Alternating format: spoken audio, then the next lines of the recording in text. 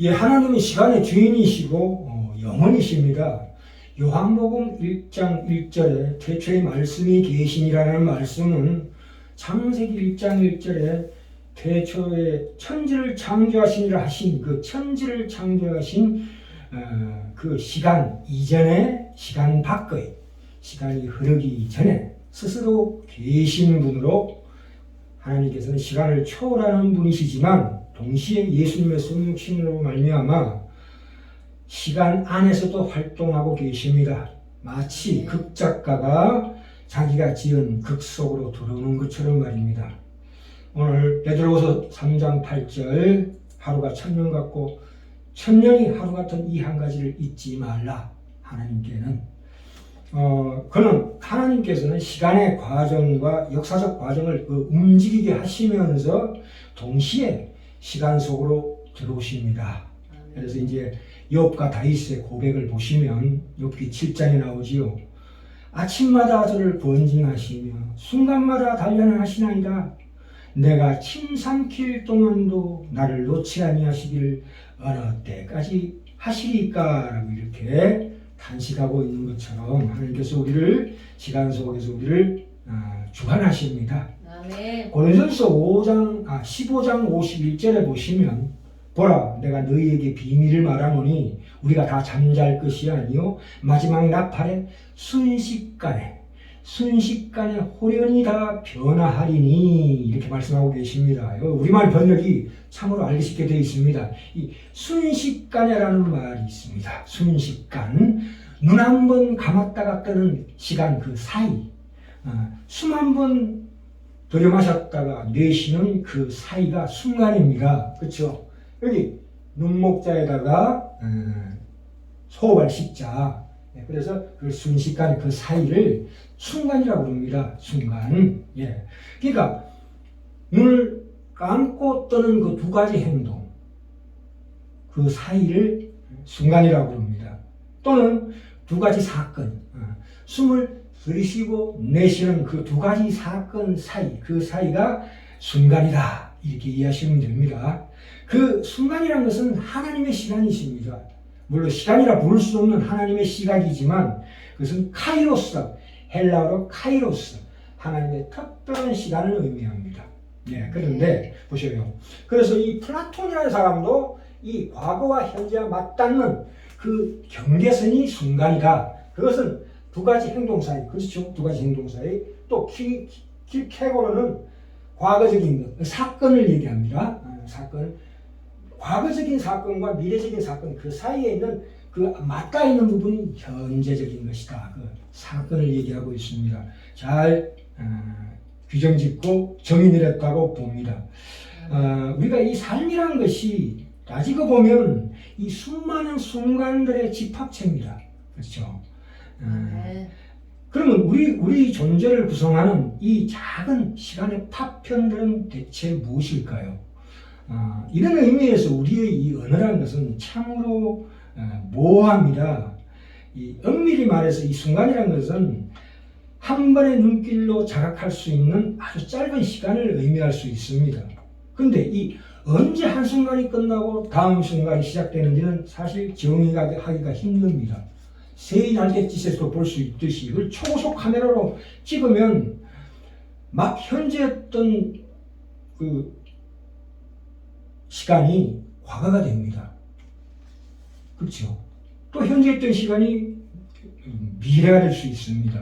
그러니까 그 미래와 과거라는 것은 중간에 섬세한 선을 맞닿아 있다. 그게 현재라고 볼 수가 있습니다. 예. 그 초대 기독교의 위대한 그 교부인 아우구스티누스라는 사람이 무슨 말을 했냐면 시간 자체도 피조 세계의 일부라고 주장하고 있습니다. 그러니까 무슨 얘기냐? 창조 세계가 시간 속에서 일어난 것이 아니고 시간과 함께 창조가 이루어졌다고 말하고 있습니다. 깊이 공감합니다. 그렇다면 하나님은 우주를 창조하시기 전에는 무엇을 하고 계셨는가 하는 질문이 나올 수가 있습니다. 이전이라는 시간은 없다 이 말입니다. 하나님은 시간 안에 존재하시는 분이 아니시다. 그 영원이라는 것은 시간이 없다 이 말입니다. 시간은 하나님이 지으신 것들 가운데 하나다. 네. 첫째로 시간이라는 건 하나님이 지으신 창조물 중에 하나다. 또한 두 번째로 그것으로 하나님을 섬기는 것들 가운데 하나라고 우리가 생각해야 합니다. 창세기 1장 1절에 태초에 천지를 창조하시니라 해서 그 크리에이터, 무에서 유를 창조하신 그 만물은 우주가 등장하는 그 첫 순간에 이미 하나님께서 다 존재하게 하셨습니다. 그 순간에.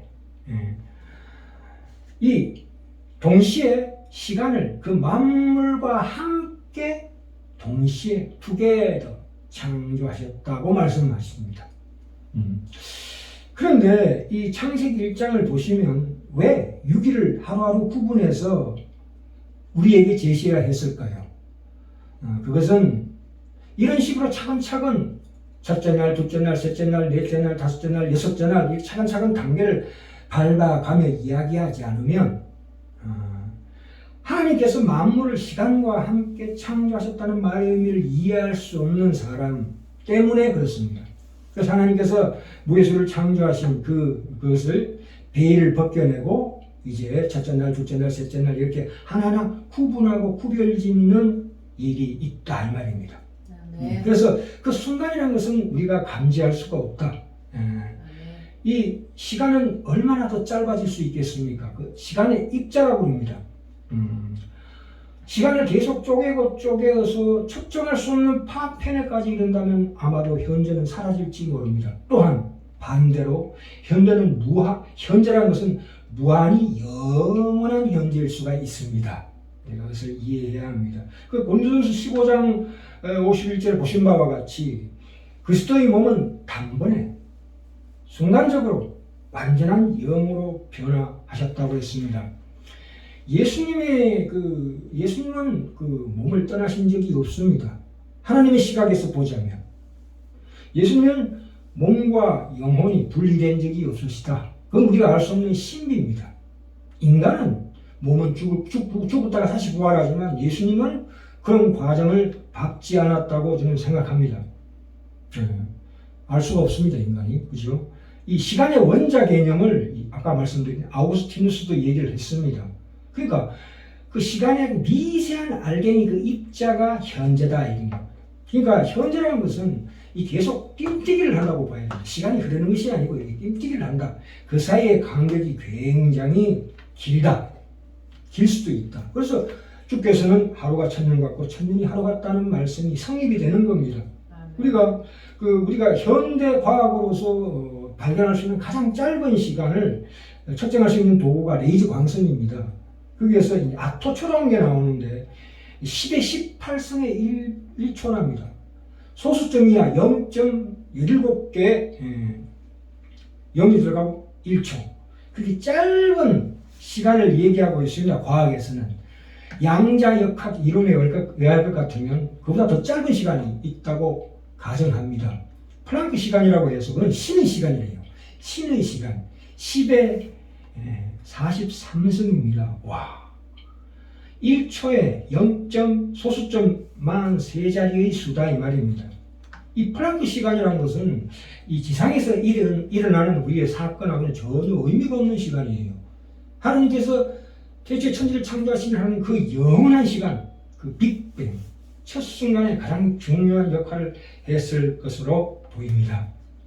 우리가 일상생활에서도 이런 걸 느낄 수 있습니다. 인체의 경우에도 그렇죠. 이 청각과 시각의 차이입니다. 천둥과 번개가 다르게 들리죠. 천둥이 소리가 먼저 들리고 번개 빛이 다음에 보이는 법입니다. 그렇죠. 우리가 인생을 살아가면서 여러 가지 이런 경험을 합니다. 우리가 위급한 순간에 또한 사고를 당하는 순간에 그 찰나의 시간에 자신의 과거의 전 인생 또는 그때의 정황을 한 장면 한 장면 지나가거나 슬로우 모션으로 지나가는 것을 우리가 체험하고 경험할 수 있습니다. 저도 한겨울에 S자 코스 산길을 60km로 달리다가 차가 360도 돌아가는 기억이 있습니다.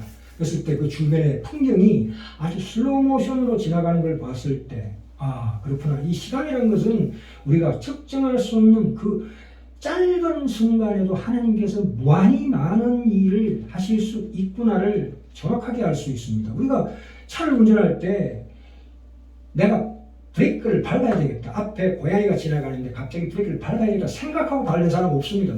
발이 먼저 가고 그 다음에 내가 브레이크를 밟았구나 하는 이 인식이 오는 법입니다. 시간이라는 게 그렇게 편차가 크다는 거죠. 그래서 오늘 우리가 은혜 나눌 말씀 전번주와 마찬가지로 죽게는 하루가 천년 같고 천년이 하루 같은 이 사실을 잊지 말라라고 하신 말씀을 깊이 우리가 이해할 수 있습니다. 자, 그럼 오늘 3장 10절 볼까요?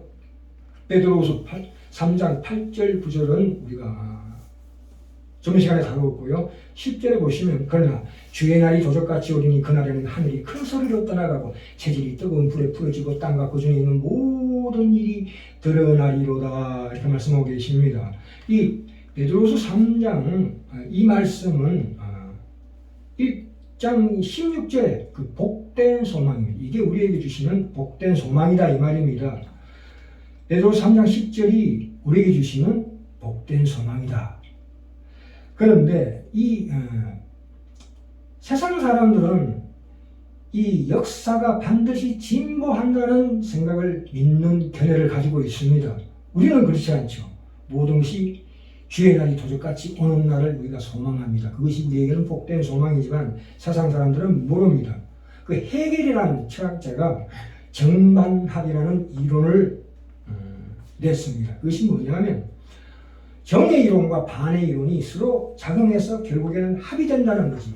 그게 무슨 얘기냐면 예를 들자면 고용주와 노동자가 이들 사이에 어떤 두 개의 상호작용, 말하면 서로 대항하여 투쟁하다가 그래서 궁극적인 합을 이룬다. 그것이 그 마르크스주의자의 인생관이거든요. 즉 공산주의자의 인생관입니다. 역사는 반드시 어떤 투쟁을 통해서 정반을 통해서 합의된다. 역사가 반드시 진보한다는 이 생각의 변형이 바로 유물론입니다. 또 하나 있죠. 우리 인간의 마음속에 세상은 끊임없이 진보 발전한다는 생각이 여기에서 나온 거예요. 이 사상에서 나오는 거라고. 이 성경의 사상이 절대로 아닙니다. 또 하나 사상이 있죠. 역사는 윤회한다고 생각합니다. 고대 헬라 철학자들이 주장했던 견해입니다. 물론 인도 철학도 마찬가지로 그렇게 얘기하고 있습니다. 지금 존재하고 있는 것은 이전에도 있었고 앞으로도 있을 것이다. 이미 과거에도 있었던 얘기. 그러니까 역사가 끊임없이 반복 순환한다는 순환 논리를 얘기하고 있습니다. 물론 현대 과학적인 견해에서 어떤 제2의 연력학 법칙에 의해서 시간의 종말을 얘기하는 사람도 있지만 대부분은 다 역사가 진보 발전한다 또는 역사는 끊임없이 순환한다 이렇게 생각하는 것이 오늘날의 세상 사람들의 견해입니다. 그러나 성경은 무엇보다도 먼저 역사는 하나님의 통치하에 있다고 가르치고 계십니다. 보시다시피 10절 있죠. 10절부터 14절까지 이렇게 말씀하고 계십니다. 주의 날이 도적같이 온다. 하늘이 큰 소리를 떠나고 체질이 뜨거운 불에 풀어진다. 이 모든 것이 이렇게 풀어지리니 너희가 어떠한 사람이 되어야 마땅하뇨 이렇게 묻고 계십니다. 그죠? 그러므로 거룩한 행실과 경건함으로 하나님의 날이 임하기를 바라보고 간절히 이 복된 소망을 사모하라고 말씀하고 계십니다. 그러니까 그 전반적인 역사적 과정이 하나님의 손안에 있다는 것을 우리에게 확신시키십니다. 우리가 전에 지적했듯이 그것은 하나님께서 우리에게 이 과정을 시작하셨고 하나님이 시간을 창조하시고 도입하셨으며 사건의 그 계획 속에 우리의 시간을 끌어들였다는 것을 말해주고 있습니다. 하나님이 시간을 조정하고 계십니다. 역사를 이해하는 가장 중요한 열쇠는 하나님의 시간 속에 있는 그 죄, 악 이것입니다. 우리의 삶과 인간의 모든 세상 속에 있는 죄와 악에 의하여 우리의 모든 역사적인 모든 고통과 모든 문제들이 그 죄와 악에서 발생했다고 성경은 말씀하고 있습니다. 로마서 8장에 그렇게 나오지요. 피조물이 허무한데 굴복하는 것은 자기 뜻이 아니요 오직 굴복해 하시는 이로 말미암음이라. 그 바라는 것은 피조물도 썩어짐에 좀 노릇한 데서 해방되어 하나님의 자녀들의 영광의 자유에 이르는 것이니라. 피조물이 다 이제까지 함께 탄식하며 함께 고통하는 것을 우리가 아나니. 그렇게 해서 이렇게 나옵니다. 그러나 주의 날이 도적같이 오리니 그날에는 하늘이 큰 소리로 떠나가고 체질이 뜨거운 불에 풀어지고 땅과 그 중에 있는 모든 일이 드러나리로다 해놓고 13절에 우리는 그 약속대로 의에 가는 바 새 하늘과 새 땅을 바라보도다 이렇게 말씀하고 있습니다. 이게 우리 복된 소망입니다. 세상의 견해하고는 전혀 다른 이 성경적인 이런 역사관을 가지시기 바랍니다. 그러니까 하나님께서는 이 인간의 죄악을 어느 정도까지는 허락하시지만 갑자기 어느 날 인간이 알 수 없는 시간에 더디라고 생각하고 인간이 생각하지 않을 때 그때 갑자기 방해해서 모든 것을 파괴시킵니다. 우리가 전번에 창세기 6장에서 확인했죠. 하나님께서 노아 시대에 경고하시고 120년 동안 참으시다가 드디어 노아의 홍수를 일으키시는 법입니다. 우리가 역사가 이렇게 윤회를 거듭하는 것처럼 보이고 다시 반복되는 것처럼 보이는 이유가 바로 그겁니다. 인간은 끊임없이 하나님 없는 바벨탑을 쌓고 있다고 봅니다. 그 결과가 무엇입니까? 드디어 이런 하나님의 새 하늘과 새 땅을 이루시는 그 일이 어느 날 갑자기 올 수도 있습니다. 하나님은 어느 날 갑자기 오셔서 우리가 쌓아놓은 그 바벨탑을 싸그리 무너뜨리십니다. 우리가 이 성경에는 분명히 이런 구원의 역사가 있다고 말씀하고 계십니다. 파괴시키지만 그 가운데 하나님께서 구원의 역사를 이루시는 그 역사의 핵심 그리스도를 말씀하고 있습니다. 우리가 예수를 믿어야 되는 이유가 바로 그겁니다. 궁극적이고 최종적인 종말이 있다. 그 종말이라는 것은 세상의 종말을 의미하는 것보다도 더 크게는 우리의 구원의 역사, 구원의 과정을, 구원의 완성을 이루시고자 하는 하나님의 깊은 시간 속에서 행하시고자 하는 그 계획이 있으시다 이 말입니다. 그래서 하나님께서 순간적으로 이루어주실 수 있다 이 말입니다. 현재 이 세상에서 일어나고 있는 일은 하나님이 그의 백성을 지금 모으고 있는 일입니다. 그것이 숨겨진 영적인 뜻입니다. 그래서 우리를 하나님의 백성을 하나씩 끌어모아서 그래서 드디어 이 세상 밖으로 인도하십니다. 저 시간과 공간을 초월하는 그 영원한 새 왕국으로 데리고 가십니다. 그래서 새로운 시간이 펼쳐집니다. 참으로 영원한 시간이 하나님과 함께 우리가 이 시간을 참으로 누리는 감히 상상할 수 없는 신비한 시간이 우리 앞에 펼쳐질 것입니다. 물론 그 전에 이 세대를 불로 멸망시키실 것입니다. 지구와 우주와 현존하는 모든 피조물들이 문자 그대로 완전히 멸망할 것입니다. 물론 이런 견해도 있습니다. 그 모든 하나님이 창조하신 모든 것들을 다 완전히 멸망하는 것이 아니고 그것을 구성하고 있는 궁극적인 원소들은 남아있어서 그것들을 가지고 하나님이 새 세계를 만든다는 것입니다. 그거는 이 두 견해 중에 우리가 어느 것을 믿느냐 하는 것은 궁극적인 문제가 아닙니다. 우리가 성령께서는 지금 죄와 악으로 물든 이 세상 가운데서 그 혼돈한 상태 속에서 성령께서 그것을 품고 계십니다. 창세기 1장 2절에 나오지요. 하나님이시는 수면에 운행하시니라. 수면이라는 것은 심판의 바다예요. 그죠? 지금도 하나님께서 성령을 통해서 우리 인류를 품고 계십니다.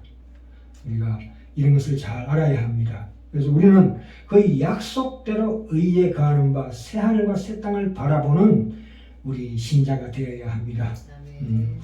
그렇기 때문에 결론입니다. 아직도 이 세상과 인생에서 우리가 나의 행복을 위해서 어떤 세상적인 어떤 명예나 부나 자기를 자기가 인정받으려고 하는 그런 행동에 목매달고 있지는 않으십니까? 그것은 육적인 마음이라고 성경 신약이 지적하고 있습니다. 우리 하나님의 예언 속에는 분명히 만사는 점점 더 악화될 것이라는 것이 확실합니다. 인자가 올 때에 세상에서 믿음을 보겠느냐? 이것이 우리 신약 성경의 진정한 가르침입니다. 그렇죠? 자, 진정한 결론입니다. 하나님께서 이 세계로 들어오시는 지점, 하나님께서 나타나시는 지점이 과연 어디일까요? 바로 순간입니다. 아멘. 인간이 측정할 수 없는 그 순간이십니다. 요나가 요나서 2장 4절에 내가 말하기를 내가 주의 목전에서 쫓겨났을지라도 다시 주의 성전을 바라보겠다 하나이다. 이 성전이라는 것은 주님의 얼굴입니다. 우리가 항상 날마다 그 주님의 얼굴을 바라보는 신앙생활이 되어야 합니다. 그 순간이 언제 올지도 모르니까요. 그래서 바울이 그렇게 고백했습니다. 그러나 우리가 그 상황 가운데 죄와 악이 횡하는 이 가운데서는 우리가 약한 존재입니다. 너무나 약한 존재입니다. 바울이 그랬죠. 고린도서 12장에서 주께서 보여주신 그 환상과 계시에서 이르시기를 내 은혜가 네게 족하다. 이렇게 얘기하고 있는 대목에서 이는 내 능력이 내 약한 데서 온전하여지니라. 그러므로 내가 그리스도를 위하여 그 약한 것들, 그 능욕이나 궁핍이나 핍박이나 내 마음속에 나는 고통과 곤란을 기뻐하노니 이는 내가 약할 그때 하나님의 강하심이 나타난다. 아멘. 이렇게 이야기하십니다. 예. 그래서 우리가 하나님께서 우리를 이렇게 무력하게 만드시는 이 세상 가운데 우리 삶을 우리가 이해해야 합니다. 그게 하나님의 뜻입니다. 우리를 왜 이렇게 나약하고 참으로 무력하게 만드시는가? 내 스스로 그동안 부르짖었던 그 하나님에 대한 믿음이 무용지물이 되는 이 순간이 참으로 하나님의 은혜가 크게 임하는 순간이죠. 그게 영원한 순간이 우리에게 주어지는 하나님의 영생의 시간이 될 수 있다 이 말입니다. 우리가 하나님 앞에 참으로 무릎 꿇고 내가 쓸모없어질 때 야 비로소 하나님의 영광의 순간이 새롭게 내 인생의 시간에서 부활하는 그 놀라운 큰 영광과 하나님의 은혜를 체험할 수 있다고 생각합니다. 예, 여기까지. 네.